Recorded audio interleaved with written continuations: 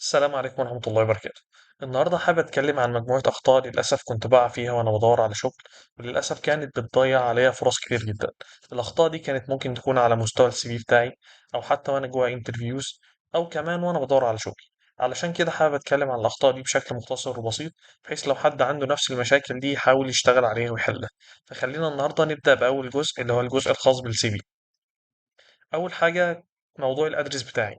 انا بالنسبه لي كان من الاخطاء اللي انا كنت بعملها اللي انا كنت بحط فعلا عنواني. يعني انا مثلا مش من القاهره او من اسكندريه، فكنت بحط عنواني فعلا ان هو بعيد عن المنطقتين. وللاسف ده كان بيضيع عليا فرص كتير جدا، لان في شركات كتير جدا على الرغم من ان هم حتى لو شغالين ريموتلي بيحتاجوا الناس تكون من القاهره واسكندريه.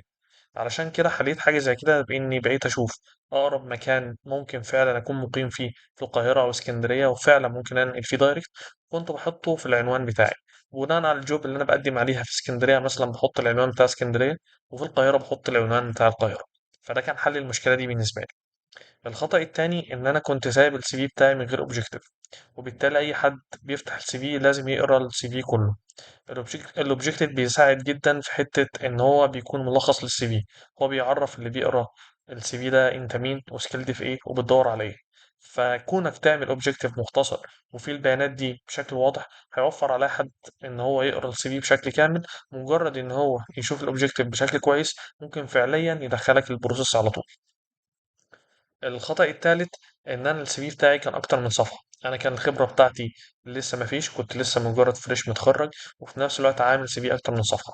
حاول تختصر السي في بتاعك ما يكونش أكتر من صفحة.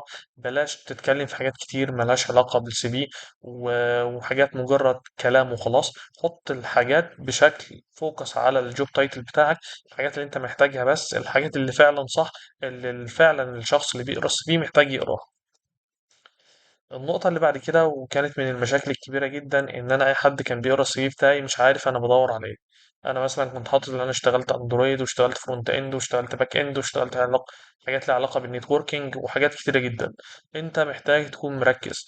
وليكن مثلا بتدور على شغل دوت نت، حط الحاجات الريليتد بده، حط الحاجات اللي بتارجت ده. ده هيخلي السي في بتاعك من ناحية مختصر، ومن ناحية تانية ملهاش علاقة إن أنت في حاجات كتير جدا اتعلمتها بعيد عن الموضوع. اخر نقطه من الحاجات اللي كان عندي مشكله فيها ان انا ما كنتش بجرب السي في بتاعي على اي تي اس 2. ومجرد ما جربته على الرغم ان انا كنت مقتنع ان السي في بتاعي تمام، كان السكور بتاعي اقل من 70.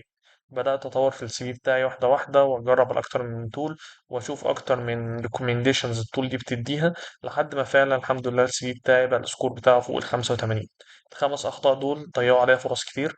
حاول تستغل الخمس اخطاء دول وتحاول تحلهم، لو هم عندك في السي في بتاعك هيفرقوا معاك كتير جدا.